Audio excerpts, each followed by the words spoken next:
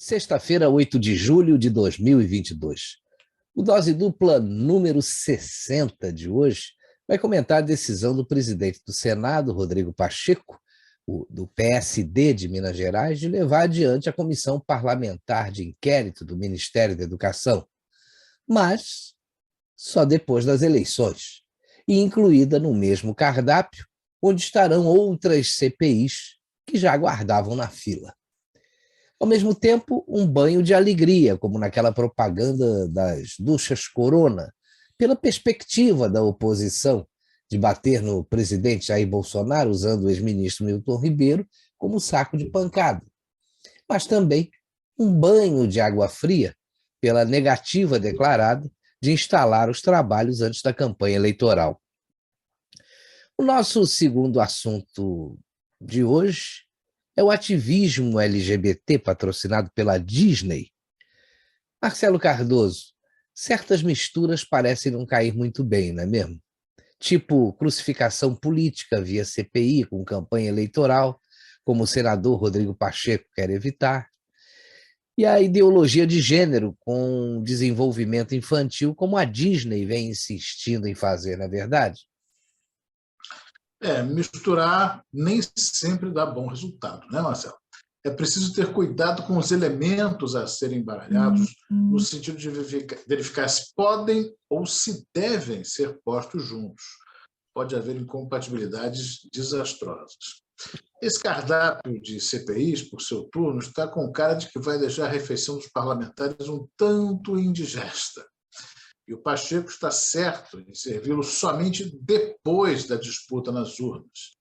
Os anos pares por terem eleições não são recomendados para esse tipo de comissão de inquérito, exatamente pela contaminação do processo eleitoral, que, em regra, é o que os proponentes pretendem, né?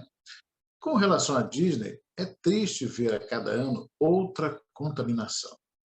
A da inocência das crianças, que merecem respeito absoluto daqueles que se propõem a produzir conteúdo educacional e de entretenimento.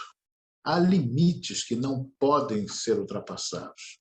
E, se preciso for, a sociedade haverá de erguer a voz e impor barreiras por meio de seus representantes constituídos, e demonstrando a sua insatisfação, por exemplo, através do legítimo instrumento de defesa do boicote. Pois é. E defendendo a boa política das fronteiras que não devem ou não se devem burlar, né? Vamos começando aí o nosso Dose Dupla de hoje. Seja bem-vindo.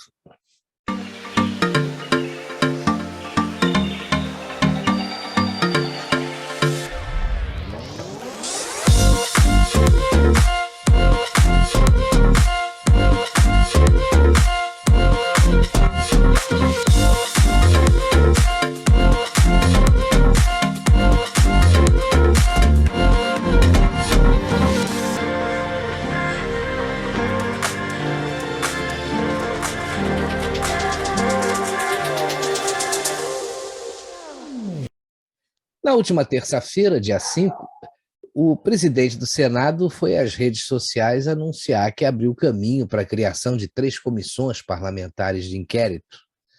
Entretanto, e o entretanto aí faz diferença, né? Ele afirmou que os líderes partidários querem que as comissões comecem a funcionar somente após as eleições gerais desse ano. Serão a priori aí 3 CPIs que podem mexer com os nervos de meio mundo. Todos os 3 temas a serem esquadrinhados aí pelas investigações das CPIs batem, de algum modo, as portas do PT e do Lula. O MEC, recuando aí a linha do tempo um pouco mais do que o senador Randolfo Rodrigues desejaria, esbarra-se aí nas gestões petistas, o que põe o Fernando Haddad na berlinda. No crime organizado, atuando no Norte e no Nordeste, quem sabe haja alguns esbarrões em sobrenomes tradicionais que frequentaram e ainda frequentam o universo político local, né? E na Amazônia, a dor de cabeça vai ficar por conta das tenebrosas transações com as nossas riquezas e pior, né, com a soberania nacional, quando, por exemplo, Lula em declaração que está correndo aí a internet, diz que as riquezas da Amazônia têm que ser repartidas com o planeta. Só de ouvir falar uma coisa dessa, rapaz, qualquer pessoa de bom senso e de caráter já deveria abominar a ideia estúpida de entregar o governo a esse tipo de gente, né? Pois é, Marcelo. Mas quem não gostou nada da decisão de que as CPIs sejam feitas apenas após as eleições foi o líder da oposição. O sauditante senador Randolph de Pevati Fala Fina Rodrigues disse que a CPI é um direito das minorias. Ocorre que o senador ameaça, aliás, o senador amapaense já avisou, ameaça, né, que se ficar sacramentado que a instalação das CPIs somente se dará depois do pleito de outubro, ele vai ao STF para obrigar que ela seja convocada de imediato. Vamos lembrar aqui que a instalação da CPI do Circovid foi feita por imposição da Suprema Corte, uma aberração constitucional, já que, em tese, uma independência, e com isso uma suposição, né, de não ingerência entre os três poderes constituídos, deveria existir. Mas veja que Randolph Rodrigues, ao mesmo tempo que brada que CPIs são uma atribuição e uma prerrogativa do Poder Legislativo, quando tem a sua vontade contrariada, quer fazer com que o outro poder, o judiciário, intervenha no Congresso para obrigar o parlamento a fazer o que ele, Randolph, quer. Isso é surreal, para dizer o mínimo, né? Aí você vê, né, Marcelo, que o intuito é perturbar o juízo do presidente Bolsonaro, né? É encher a paciência em bom português. Não existe, infelizmente, oposição responsável no Brasil, né? Esse termo surgiu aí na ascensão do PT ao governo com a primeira eleição de Lula em 2012. A ideia era que a então nova oposição, que era o antigo governo, saído pela vontade das urnas, ou seja, PSDB e PMDB, agiriam de modo republicano, atendendo-se aí a questões realmente de Estado e não de governo, né? Oposição saudável no campo das ideias, acolhendo e discutindo divergências em bom nível, como em qualquer democracia, né? E o propósito acaba sendo o engrandecimento do país. Mas, como diz a letra de uma música famosa, né? Sonho meu, sonho meu. Contudo, o que continua acontecendo é ser do contra por ser do contra. Os interesses das pessoas, né? Acabam sendo interesses pessoais ou corporativos e, sobretudo, imediatistas. Para o país, quanto pior, melhor, já que assim é possível jogar a culpa no governo e promover uma pauta alternativa salvadora, como eles gostam de fazer, né? Lá na Vevá. É verdade, é verdade. Mas o nosso amigo Pachecão, que já revelou seus pudores de mexer com os iluministas do STF, tanto pela questão dos pedidos de impeachment por abuso de autoridade, quanto pelo humoroso caso Brumadinho, que precisa administrar um conflito pessoal de interesses, parece acenar com mudanças de postura. Vamos ver até onde, né?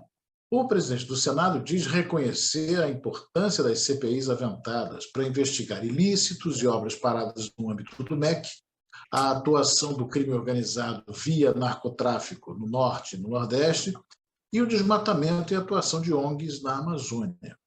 Essa, por sinal, estava pronta, essa CPI, para entrar no forno quando o vírus chinês roubou a cena e o dinheiro dos governos de todo o planeta por meio das Big Pharma, com apoio daquela organização que deveria cuidar da saúde. No Ministério da Educação, o objetivo declarado é investigar obras paradas de gestões passadas, mas a gente bem sabe que o propósito é descer a lenha no Bolsonaro, usando o ex-ministro Milton Ribeiro pela existência de uma pretensa rede de corrupção que envolveria propina para designar obras a serem agraciadas ou não com verbas federais. Tudo que se descobriu, contudo, foi um recibo de compra e venda de veículo em nome da filha de Milton Ribeiro. Uma transação comercial comum, sem problema, sem mistério. Mas em termos de MEC, ô Marcelo, seria interessante que a CPI não se restringisse ao governo Bolsonaro, como a coisa certamente tende a se encaminhar, mas que avançasse pelas gestões de, entre outros, Fernando Haddad, o líder das pesquisas para governador de São Paulo, como tem líder virtual nessas pesquisas, né? Lembrando, enfim, que com a esperada renovação das casas legislativas, que outubro promete, uma parte considerável dos políticos que desejam o palanque das CPIs pode não estar mais entre nós, a partir de 1º de janeiro de 2023. A eles restariam, portanto, 2 meses de ribalta, até o fim desta legislatura, que é pouco tempo para massagear egos e fazer bobagens. Que Nossa Senhora Protetora dos eleitores lhes dê uma boa hora e eles descansem em paz, baixando em outra freguesia que não é de Brasília no ano que vem. Amém. Amém, né? Pois é, se o intuito é realmente sério de se investigar a fundo aí, até cortar na carne, se for preciso, a gente quer mais é que as CPIs se multipliquem. Tem muita coisa aí errada que merece uma providência nesse sentido, né? Mas vamos ver, rapaz, porque quando esse pessoal propõe uma CPI, normalmente é para massacrar o governo e não investigam o que precisa ser investigado. Mudam o foco, distorcem tudo, e aí vai acabar como a CPI da Covid, que foi um verdadeiro circo e não trouxe conclusão nenhuma, né? Não trouxe novidade nenhuma, só apurrinhação. E fez com que o STF obrigasse a destruição de um HD, a marretada, né? São informações obtidas de uma indústria que foi envolvida no imbróglio, provou-se que não tinha nada com isso, então aquilo foi, houve uma ordem do Supremo para que se destruísse isso. Quer dizer, foi uma palhaçada generalizada, um circo foi montado ali no Planalto Central, na Praça dos Três Poderes, e ficou por isso mesmo. Não se vai cobrar satisfação do dinheiro público usado para isso, do tempo despendido para isso, e do trabalho que deixou de ser feito porque as pessoas se ocuparam dessa bobagem toda. Mas vamos passar agora, então, para o nosso segundo tema do programa de hoje, né? Que mexe com todos nós, porque nos remete aos bons tempos de criança, né? Que desejamos que continuem sendo bons, né? Pelo menos para as crianças de hoje e do futuro, né? Olha, a infância de quem tem mais de 60 anos foi pontuada aí por personagens que marcaram gerações, né? Eu lembro do Tom e Jerry, dos festivais de cinema, né? Dos Flintstones, dos Jacksons, do Alligator, do Maguilo Gorila, Zé Colmeia e Catatal, Dom Pichote e muitos outros, né? Seu ídolo! Só que nada se comparou à influência da Disney na vida das crianças a partir da década de 50, né? Olha, eu era um garoto de classe média, filho de uma professora primária e de um bancário. Na minha infância, conhecer a Disneylândia era sonho impossível, né? Só que a gente se transportava aí para aquele mundo encantado por meio dos desenhos animados que a gente via no cinema e que depois passamos a ver na televisão. Eu lembro que havia até um evento anual que era realizado no Maracanãzinho, aqui no Rio de Janeiro, que mobilizava crianças de toda a cidade, né? Que era o Holiday on Ice, onde a gente podia ver os personagens da Disney patinando no gelo, fazendo acrobacias incríveis, né? Aí você tinha lá as músicas, a iluminação e a cenografia que acabavam nos transportando para aquele mundo de sonhos e de fantasia. A influência dos personagens do Walt Disney, como Mickey, Pateta, Tio Patinhas, Pato Donald, Zé Carioca, entre outros aí, era grande. Esses personagens foram ícones de várias gerações. Mas essa semana eu fui surpreendido, rapaz, com uma notícia que me deixou chocado. A executiva de produção da Disney, Carey Burke, que revelou ser mãe de 2 crianças, uma transgênero e outra pansexual, declarou que o objetivo da empresa é ter pelo menos 50% dos seus personagens ligados ao mundo LGBT+. Marcelo Cardoso, os pais agora precisam ficar atentos a essa postura da Disney, não? É. Bom, o Holiday on Ice foi a vários, hoje se chama Disney on Ice, né? Eles compraram os direitos. Agora, perguntar não ofende, existe isso? Criança transgênero? Criança pansexual? Pois é. Um pouco desatualizado. Prefiro continuar assim. Olha, com certeza, se o Walt Disney estivesse vivo, isso jamais aconteceria, porque ele não deixaria seus personagens serem contaminados por movimentos de minorias e questionados por uma grande maioria. Maioria conservadora que faz parte do público da Disney. É essa maioria que frequenta os parques. A magia e a inocência dos personagens sempre encantaram crianças e adultos. E os desenhos e filmes da Disney iam ao encontro do seu gigantesco público. Eu estive na Disney 40 anos atrás, com a época dos meus 20 anos, e vi a grandeza do parque, a coisa, e, poxa, um negócio excepcional. Como se põe tudo isso, em tese, a perder, né? Olha, tanto que essa característica da empresa, o fato de ser um público gigantesco e conservador, permitiu a abertura na década de 80 dos parques da Flórida, onde eu estive. Os parques eram recém-inaugurados, né? Expandindo o império, que era sinônimo de diversão familiar, de pureza e de encantamento. Mas entrar nessa onda LGBT+, dessa forma como a Disney está querendo fazer, pode se transformar num desastre. E que pode contribuir para o fim desse império que marcou e marca, até hoje, muitas gerações. A gente bem sabe que quem lacra não lucra, né, Marcelo? Não mesmo, né? Já há críticos aí afirmando que a Disney virou a maior ferramenta do ativismo LGBT no mundo infantil, mas também está sofrendo algumas consequências. Você vê que o lançamento daquele filme do Buzz Lightyear, né, que foi feito recentemente, mas que tem uma cena de um beijo gay no desenho infantil, foi proibido em vários países e foi um fracasso no seu lançamento. Eles têm que tomar cuidado, né? Porque para os conservadores, para as famílias de um modo geral, elas estão vendo aí que tem um sinal amarelo acendendo na Disney. A gente teve recentemente aí o filme Strange World, com um romance homossexual entre adolescentes. O Lightyear, que eu acabei de citar, com esse beijo gay. E agora tem a linha de roupas da Disney para o público infantil com temática LGBT. O que temática que o público não entende. Esse público... Exatamente, é uma forçação de barra, né?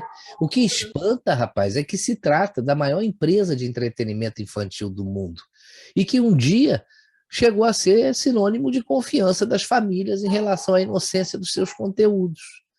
Infelizmente, aí, pelo que a gente está vendo, ela foi tomada por esse pessoal ativista, né? São os ativistas sexuais. Um absurdo.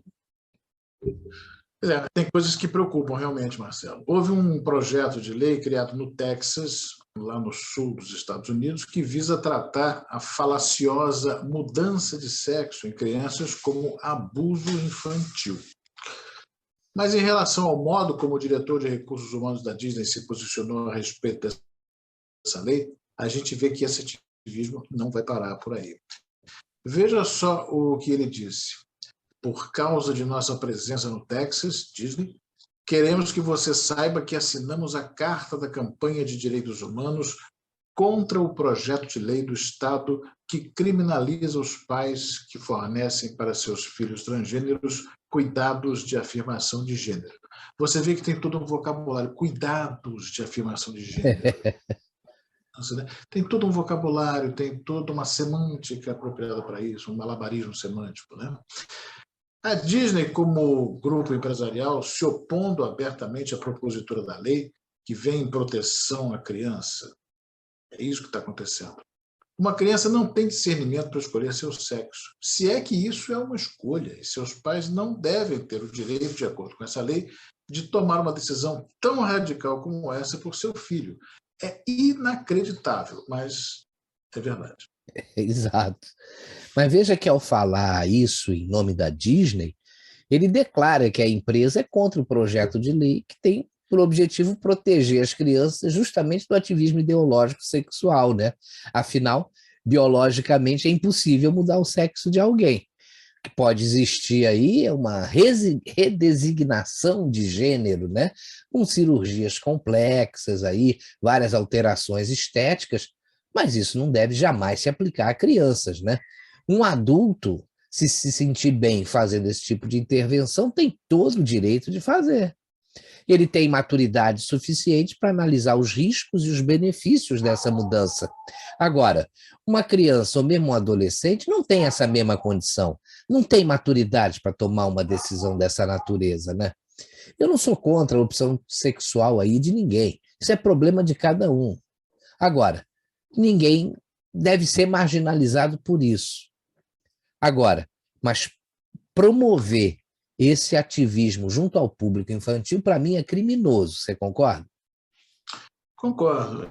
Essa questão de não se marginalizar o comportamento, escolha, opções sexuais das pessoas, perfeitamente, também estou com você. Agora, você vê que é preciso também, de novo, usar de malabarismo semântico, redesignação de gênero. Tudo tem uma roupagem, é um marketing todo em cima da coisa. Mas vamos lá. Como disse a jornalista Marisa Lobo no seu artigo para o Pleno News, somos uma sociedade heteronormativa, porque, antes de tudo, já nascemos sexualmente normatizados pela biologia, geneticamente, mediante os sexos macho e fêmea. O que decidimos fazer com isso, enquanto cultura e indivíduos, é outro assunto. Para ela, o fato é que a Disney agora vem querendo eliminar os significantes associados a essas diferenças sexuais. Na prática, isso consiste, por exemplo, em desconstruir o que está ligado ao homem e à mulher, macho e fêmea. A mensagem transmitida é: todos podem ser qualquer coisa, pois não há padrões. Hoje a gente encontra esse ativismo em vários canais infantis, Marcelo. No Nickelodeon, no YouTube, que apresenta música sobre o orgulho LGBT+. Outro é o Cartoon Network, que se alinhou ao concorrente para comemorar o mês LGBT. O canal exibiu um vídeo que, além de uma família com 2 pais, tem como protagonista uma adolescente que se identifica como um garoto. Nesse caso, a narradora, entusiasmada, diz o seguinte, entre aspas: o Cartoon Network está celebrando crianças e famílias LGBTQIA+, que irradiam alegria, inclusividade e autoexpressão autêntica. De novo, um malabarismo semântico aí. O serviço de streaming Disney+, o Disney Plus, não sei exatamente como se chama, apresentou um mini documentário da Marvel que trata como heroína uma criança de 12 anos que nasceu garoto e se identifica como garota. Teve a animação Out, da Pixar, que pertence à Disney, que trata de um rapaz que se assume gay para os pais.